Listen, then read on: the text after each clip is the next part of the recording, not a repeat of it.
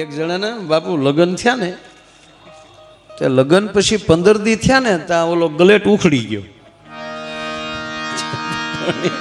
પરણીને આવેલા ને એનો ગલેટ ઉખડી ગયો, એમ જે વાટા પ્લાસ્ટર કરાવીને આવેલા. એટલે 15 દી પછી મોઢું થઈ ગયું, રાખના ઢગલામાં પાણીના સાટા નાખ્યા હોય ને શીતળામાની કૃપા થઈ હોય એવું મોઢું થઈ ગયું. એટલે એનો પતિ ગોથું ખાઈ ગયો કે આ એકચ્યુઅલી જે આપણે 15 દી પહેલા ફેરા એ જ છો તમે? કે યસ. તો કે તો આવું કેમ પરિવર્તન થઈ ગયું? કે તમને ખબર નહીં, મેં બધું ફેશિયલ ને એવું કરાવેલું. કોની પાસે કરાવેલું? એને બ્યુટી પાર્લરનું નામ આપ્યું કે અમારે બહુ સારું બ્યુટી પાર્લર છે, એ બેન સારું બ્યુટી પાર્લર ચલાવે. એનું એડ્રેસ ને ઓલો ભાઈ એની પાસે પહોંચ્યો બ્યુટી પાર્લરે. તો સરસ મજાનું આઈફોનનું બોક્સ હાથમાં. એ બેનને કીધું કે આ તારીખે આ નામના કોઈ વ્યક્તિ તમારી પાસે આ બધું કામ કરાવેલું? કે હા. બહુ સરસ, હું ખુશ થયો, હું એનો પતિ છું. એટલે હું ખુશ થયો એટલે હું તમને આઈફોન ભેટ દેવા આવ્યો છું. ઓલી બેન કે પહેલી વાર આવી ઘટના ઘટી, કોઈ મને 5000ના કામમાં 65,000નો ફોન આપે છે. નહીં, એ તો મારી ખુશી છે ને બેન, બહુ સરસ. એમ કરીને આઈફોન દઈને વયો ગયો. પેલા માળે એ દુકાન હતી, નીચે એ ભાઈ ઉતર્યો, પણ બેને ઉતાવળથી બોક્સ ખોલ્યું તો અંદર આઈફોન નહોતો, નોકિયા 3315 હતો. એટલે બેન બારીયેલી ડોકાઈને કીધું કે એ ભાઈ આવું ન કરાય. તાકે હું તમને બેન એ જ કહું, તમારે આવું ન કરાય. અતિ રૂડી ઓલી બગલા કેરી પાંખજો અને ઓલી કોયલ બોલે ને જગ રીજે આ રૂપથી ગુણવાલા. સાહેબ વાત એટલી જ છે કે આ દેશ છે એ સંસ્કારનો દેશ છે, ગુણનો દેશ છે. આ વડીલો બધાને ખબર છે. હવે આપણે છોકરા ભણે ને આપણે એમ કહીએ તમારા છોકરાને કેટલા ટકા આવ્યા, એમ. પેલા ટકા નહોતા, તમારા દીકરાને કેટલા ગુણ મળ્યા. રામકુ બાબુ, આપણે જે બધા છે ને એ બધા સડાવ પાસે, એટલે કૃપા ગુણવાળા. આ જેટલાય પ્રગતિ કરીને એ કૃપા ગુણવાળા બાબુ. આપણે પાસ નહોતા થતા, પણ આપણા શિક્ષક એમ કહેતા કે આને કૃપા ગુણ આપી ગયો ને આગળ વધારો, એમ. અને જ્યાં સુધી ગુરુ કૃપા ગુણ ના આપે ત્યાં સુધી પ્રગતિ કોઈ દી ન થાય ભલા માણા. હે, એટલે હું ઘણીવાર એમ કહું છું, દરેક ના સંતાનો સાંઈરામ ભણે છે એનું એમ કહું છું કે તમે જે સ્કૂલમાં મૂકો છો એ સ્કૂલમાં તમારો છોકરો કેટલા ટકા લે એ છોડો, તમારો છોકરો કેટલા ગુણ લઈને આવે છે એના ઉપર આધાર રાખો સાહેબ. આ દેશ ગુણનો ભંડાર છે.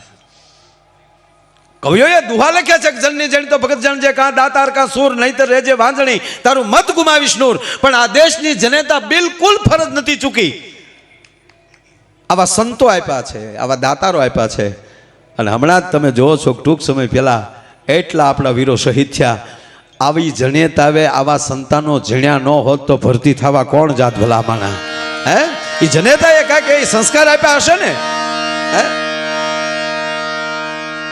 અને આ સંતોમાં પાછું આ ઇન્દ્ર ભારતી બાપુ બેઠા ને કહેવાય ને રમકુભાઈ, પણ આમાં દાતારી એટલી છે, વીરતા એટલી છે, અને ભક્તિ એટલી છે. આ ભક્તિ,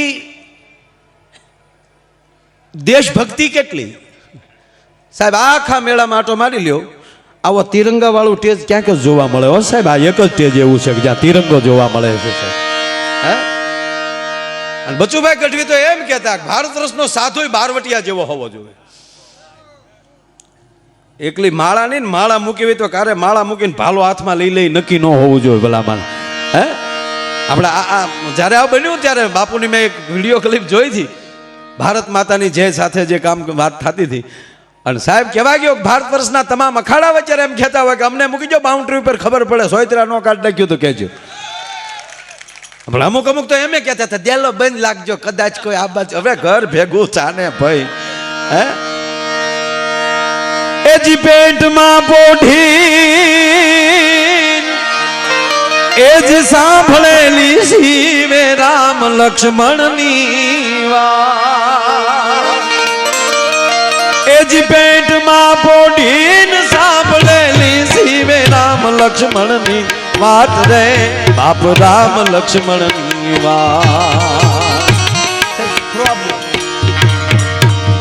બાલુડાના મુખ સે દીદી ઓડી એની ઊંઘ તે દીધી, શિવાજીને નીંદ રૂનાવે, માતાજી જબાય ચુલાવે.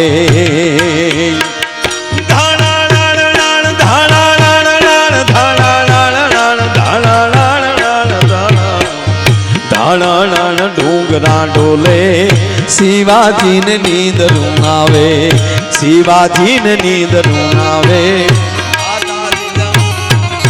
બાપા રચના ઝવેરચંદ મેઘાણીની છે કે આપમાં ઉગેલ ચાંદલો જીંજાબાઈ ને આવ્યા બાળ અને બાલુડાની માત હિચોળે અને ધણણ ડુંગરા ડોલે.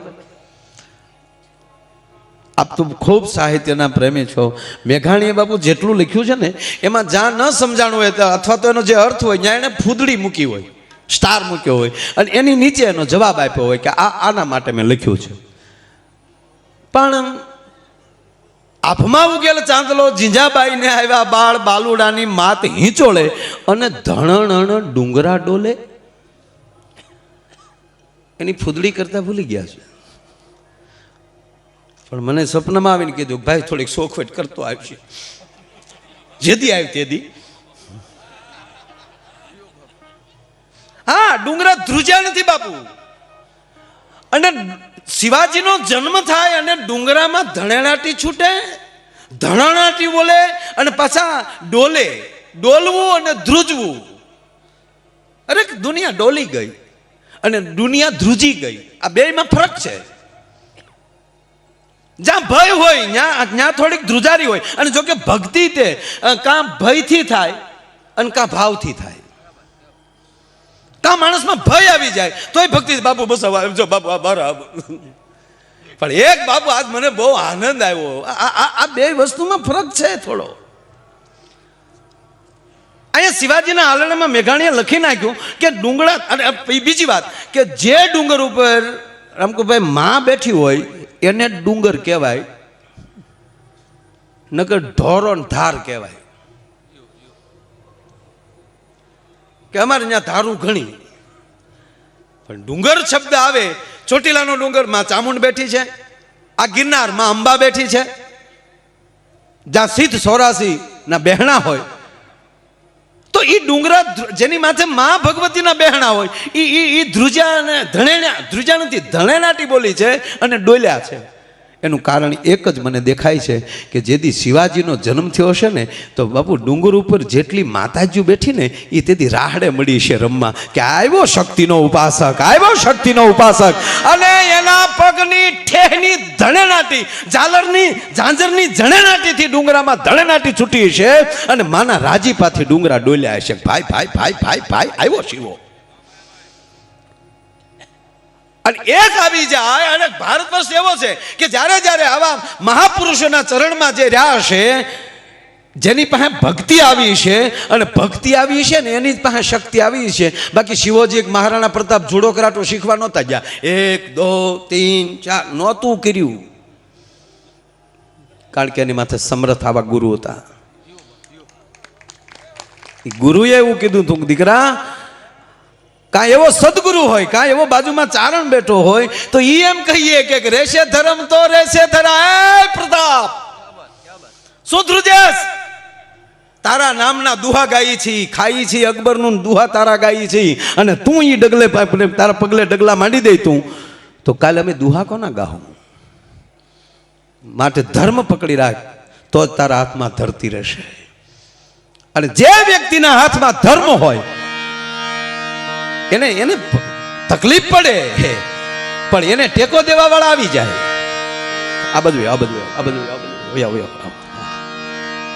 થોડાક બેટા આ બાજુ બેવી આવો, આ બાજુ હા બા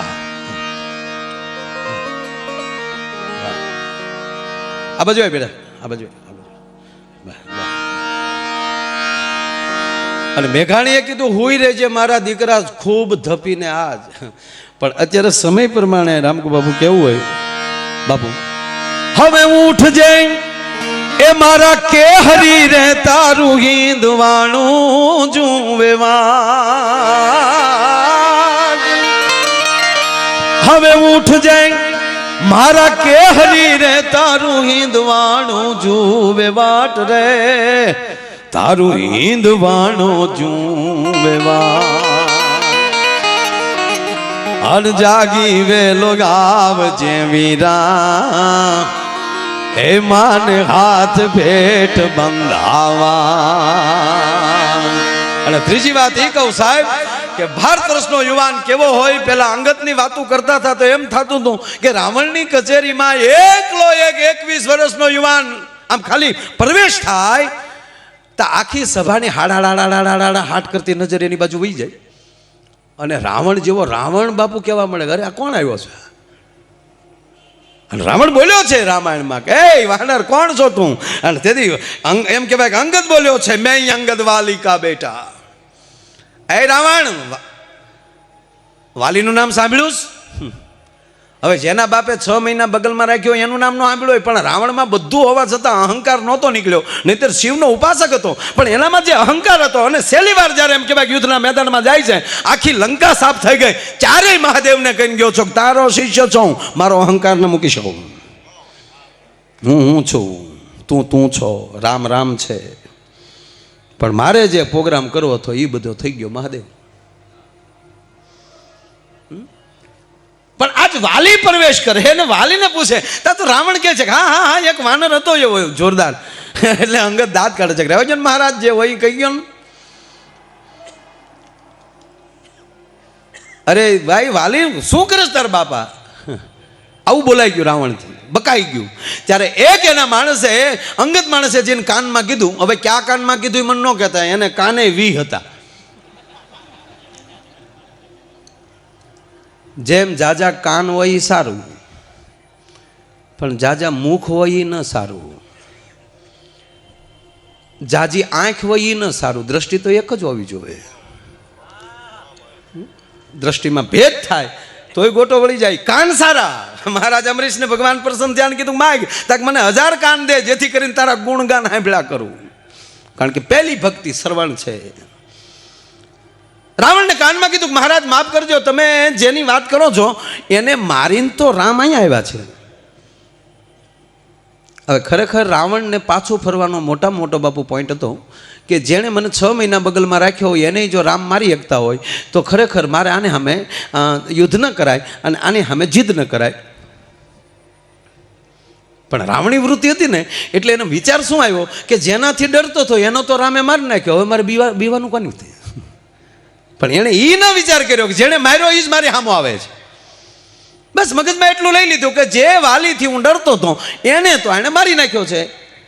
અને અતિ ક્રોધમાં રાવણ આવીને બેફામ બોલે છે અંગદ સામે કે હે અંગદ, જેણે તારા બાપને મારી નાખ્યો એની ભેગો પડી ગયો તું? તે તારી જનેતાની કૂખ લજવી છે. ખૂબ બોલ્યો છે.